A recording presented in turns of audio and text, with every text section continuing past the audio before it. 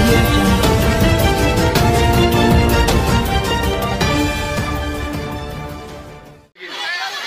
కార్మికులు medical hospital అయినా లేదా చనిపోయినా వారి కుటుంబంలో ఉద్యోగం వద్దనుకుంటే ఏక మొత్తంలో 25 లక్షలు లేదా నెలకు 25,000 ఇవ్వడం జరుగుతూ ఉంది. కార్మికులకు లాభాల్లో వాటా 25% వరకు పెంచి కూడా ఇవ్వడం జరుగుతుంది. సమస్యలకు వేతనంతో కూడిన సెలవులు మంజూరు చేయడం జరిగింది. దానికి నిన్నరేంటి ఎంతగా 7,200 ఉద్యోగాలు కూడా కల్పించిన విషయం మీ అందరికీ తెలుసు. ఈ రోజు కొద్దిసేపటి ముందే నేను ఈ స్టేజ్ ఎక్కే ముందు తప్పు పెట్టినారు కొంతమంది స్వార్థపరులు.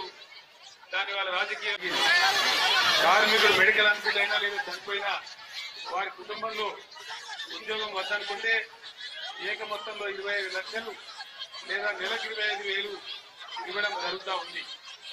కార్మికులకు లాభాల్లో వాటా 25% వరకు పెంచి కూడా ఇవ్వడం జరుగుతుంది. సమస్యలకు వేతనంతో కూడిన సెలవులు మంజూరు చేయడం జరిగింది.